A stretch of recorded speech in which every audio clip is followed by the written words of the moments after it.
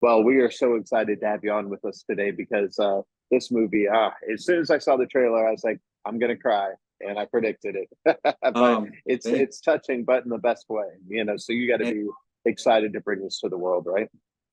yeah, no, it's like the beauty of getting to like make a movie is that for me, there's something for myself in it that feels very fulfilling, and then there's like you just said, you watched it and you felt it hit you in ways, and that's so powerful. Like it's just so amazing to be able to create something and you put it out in the world and people have their own kind of feeling about it or it hits them in a certain way.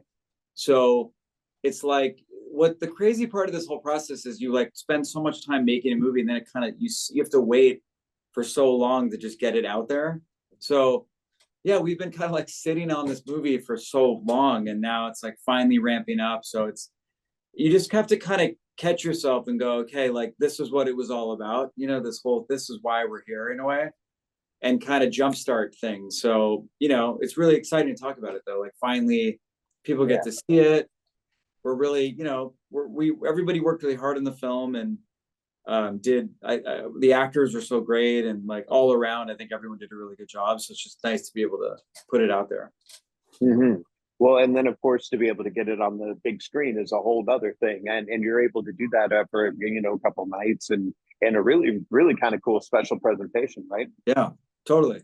I think I sometimes I do my like sort of personal posts about it online. So Yeah.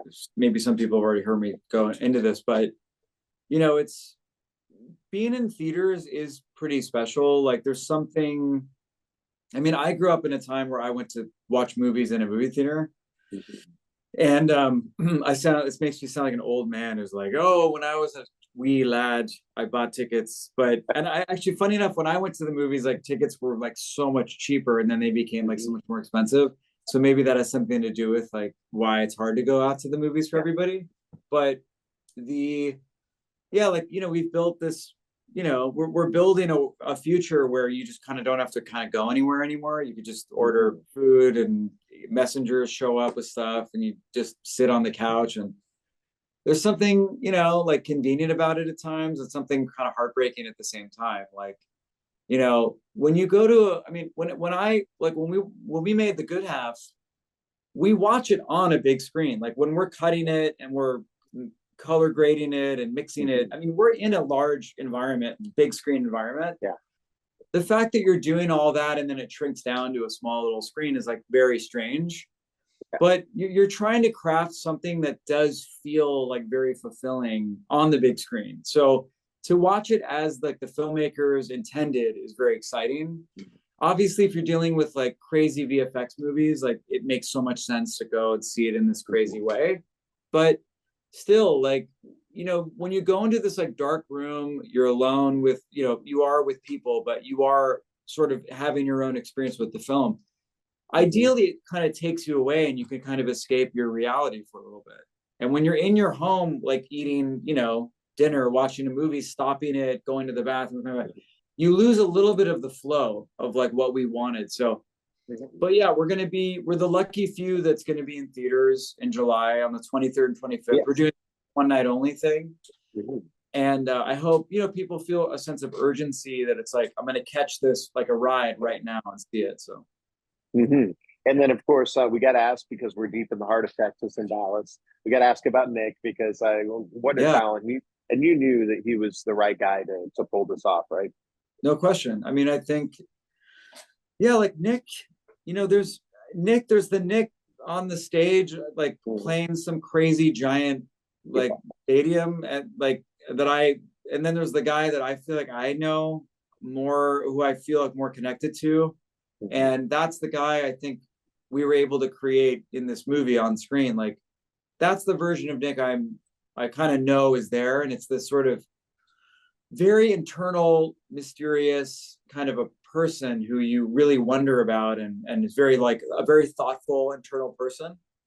And then you have a showman who's kind of put this very outward kind of experience. But I felt like I know Nick's a really solid actor and he's a solid performer. And also Nick's Mhm. the kind of person that likes a challenge. Yeah. Like, he's he's the kind of, yeah, I'm sure he'll be the kind of actor that will sort of ride a motorcycle off the cliff and parachute down eventually, like 8 times, like Tom Cruise style, because he wants to be pushed and pulled in ways that challenge him. And I think this movie is that in its own way. Like, don't be fooled. There were no, like, obviously parachute scenes or stuff like that, but there's sort of like an emotional jumping off the cliff for him as an actor. And it was like, you trust in the material, you trust in the director, you trust in your fellow collaborators. But for him to like star in a movie was new for him. He hasn't, if you look back at his work, he hasn't starred in a feature. Mhm. He hasn't made an indie also like this, starring sort of more character driven indie like this as a starring role, obviously, because it's his first starring role. But you know, I think there's a vulnerability to that for him. And I think for him, he was interested in like finding the Ren in himself. And I think that Mhm. for himself was a challenge and an emotional thing for him to fall into that. But he was great. He was so committed. He was everything you could ask for, like on set. Because I've worked with different actors at this point. Like I've made other films. Like I kind Mhm. of get a better sense of how I'm working with people. But like Nick was very willing to like try stuff, and that's all I could really hope for. Was I like to throw things out in the moment. Like as I'm rolling, if you were on set, you'd hear me like throwing, grab, do this, da da da, like Yeah. kind of instructing as you go. And for some actors that can kind of throw you off because you're like trying to make sense of what I'm asking. But Nick was very willing to just kind of let go and see what would happen. And I Mhm. think that goes back to us having so many years of history together. Like 16 years of friendship means we have like roots, so. That's so cool. Well, and of course, you've been able to make it look pretty easy yourself, being up on stage, being on the screen, being behind the camera, and but it's certainly not. What kind of advice do you give to people that want to follow in your footsteps? I mean, the biggest advice, I think, well, I started off in music, but before that, before music, I wanted to like direct movies. That was my dream. And I guess I went to like a short film program, and I would most of the time I was just kind of making movies with my friends, like home movies, but Yeah. we wrote scripts and we got wardrobe and we kind of like we tried to really go for it. But I think the biggest takeaway is just like, there's so many types of stories you can tell, I think, as a filmmaker. And I think if you have like endless amounts of resources, you could kind of go crazy and Christopher Nolan your way, like Mhm. through, or Yeah. like some crazy. I mean, obviously he's a master of what he does as a craftsman, but you can have all these crazy wild tools, or you could kind of shrink it down and tell a story without those kinds of things. And whatever story you're telling will sort of demand or call on a certain method of how to achieve like the film. And I would say if you're just kind of starting or experimenting or curious, maybe like think of those things that are within arm's reach of like, I could pull this off because my friend owns this ranch, and I could do this and I could do that, and maybe we tell a story set in this world, and how about the characters like this. You just kind of start pulling the pieces together that are with around you, and then those become somewhat of the foundation of like the story that you might tell this time. Absolutely. Well said. And my co-host Drew Pearson's one of our great Dallas Cowboys caught the Hail Mary, went in the Hall of Fame, and he wanted me to make sure that I asked you your Hail Mary moment, which is that moment in your life or career where you just had to go for it and it worked out for you. What do you suppose that was for you? um you It's a good one, know right? no, it's a good, yeah, it's like one pivotal moment or something, but I think, well, there's two things that come to mind. Like, when you play a show, music really taught me a lot, especially live music. There's something about just the being in the sort of now moment, like anything can happen on stage kind of a thing. There's people watching you, you've got so much time to make something happen. Mhm. There's a bit of like urgency and pressure and stuff, I think I feel sometimes when you're on stage, but now I've just come to like kind of love that feeling. Yeah. But the beginning moment would be somewhat of a Hail Mary, which like I played my first show, and just that when I did the first one, it kind of changed like everything for me. It kind of made me feel more comfortable with this idea of like, oh, I'm going to get up there and sing and do this. Like that never crossed my mind as like something I would ever do. Mhm. That would be like a moment where I, caught the ball, let's say, it changed my life. And then another moment was, when I made my first film called Dreamland, which was like in Yeah. 2015. I directed it. It came out 2016. But like there was a moment like that, like a first show moment where you put this movie together and you're kind of like you get to set on day one and you're like, oh my God, we're here. I got to do this, right? Pressure's on. But for me, it was like what I forgot, and it's crazy to say, but the first time that I blocked a scene where I had my crew surrounding me and my DP and my Yeah. actors and my location and the producers, and it's just all eyes on you like a show. Yeah.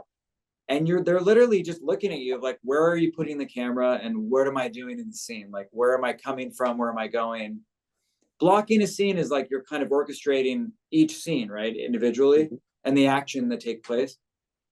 And that was a really like, oh my God, moment of just like, holy shit, like I'm gonna like have to kind of really lead people through this scene. And I have very little time to do it today to get through my day. Because when you make an indie, you have like no time.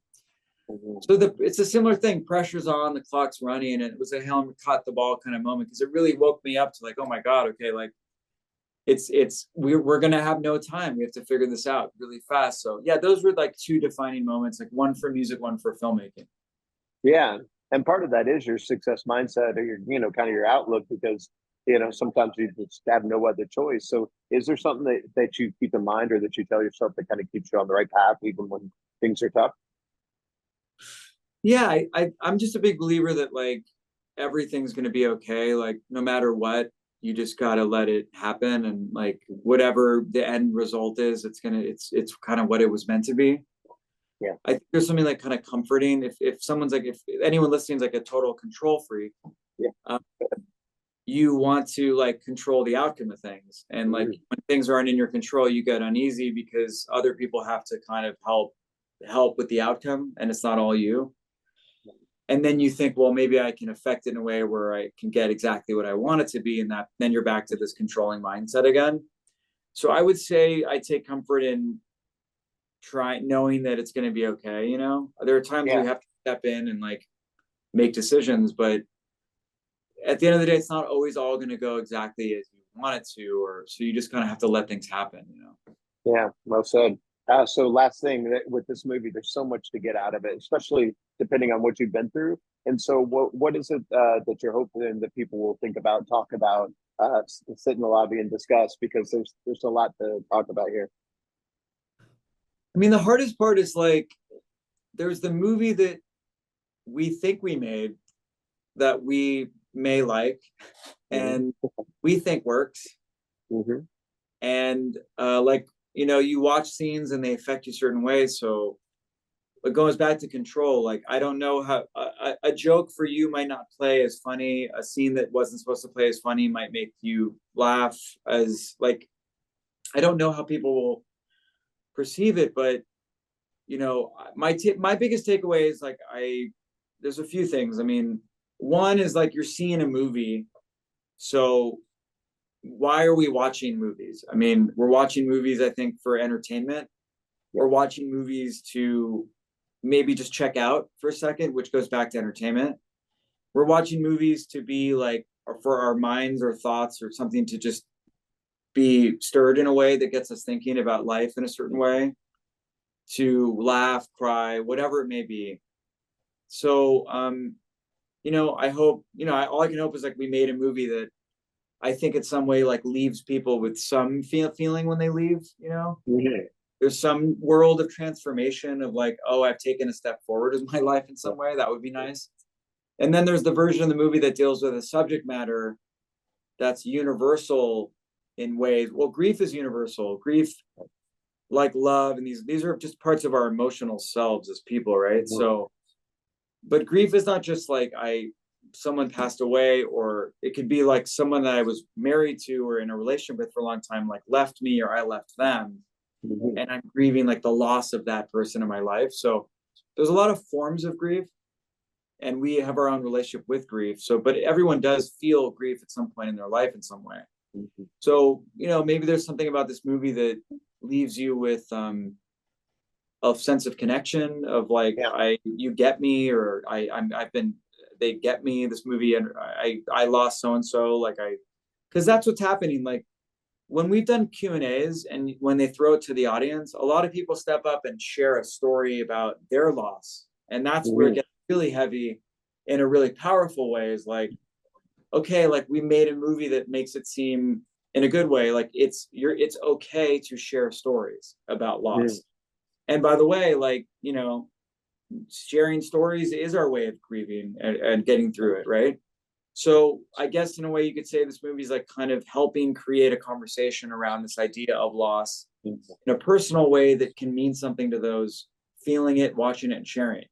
So Yeah. there's like there's entertainment, and then there's this sort of power of a story that is like somewhat connected, reflective, or a connection of Mhm. your. Yeah, well said. Well, we really, really enjoyed the film. We can't wait to tell everybody to see it and see it on the Thing. big screen if they can. Really Amazing. appreciate your time and keep up the great work and look forward to talking to you again soon. Thank you. I really thank you for your time. Thank you so much.